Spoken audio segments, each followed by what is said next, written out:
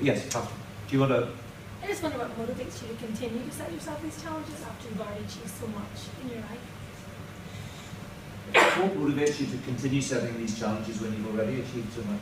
You've nothing left to prove. Well, we like to think that we can rest okay, and then we also have we call it a spy network. It's an information network. We listen into what the Norwegians are up to. If we hear that they're about to try a record, then we ring each other up and get the team back together again, and we'll be off trying to keep them to it.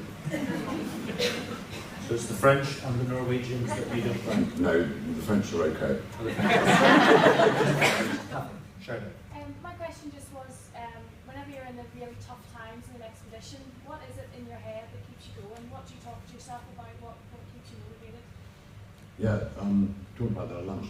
Basically,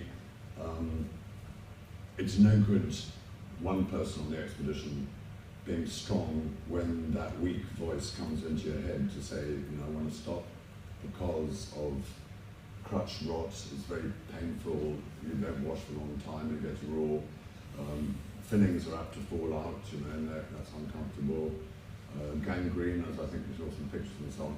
And so after a bit, when it hurts to move, you know, 10 hours a day or whatever, and you only get this sort of thing on a very, very long expedition, taking very, very heavy weights, etc., not eating enough.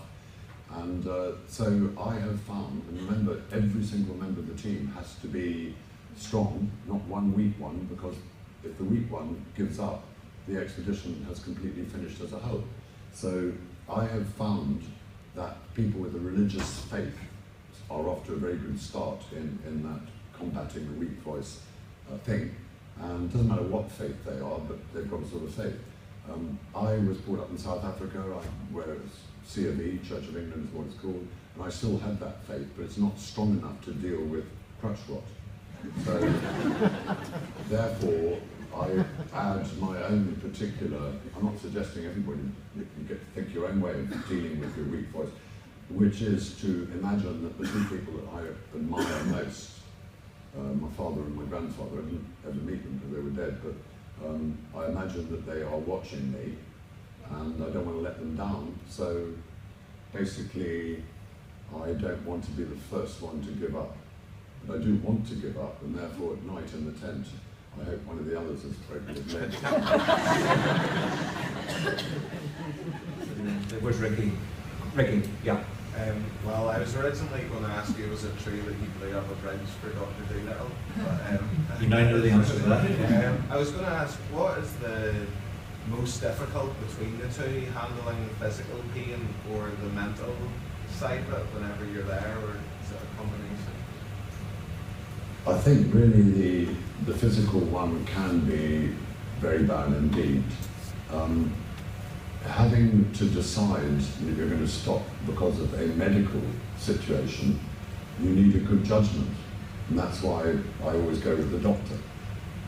And that makes it very easy, really, because on one particular expedition, the reason we stopped, even though we'd had a very bad wound before, was because it started smelling in the tent, the gangrene, and so we packed up at that particular point. The mental side of it, you should be able to combat that for a long, long time. And the guy who did it best and most was, at the time of Shackleton and Scott, an Australian bloke called Mawson, Douglas Mawson. If you ever read his story, the willpower there was incredible. Okay.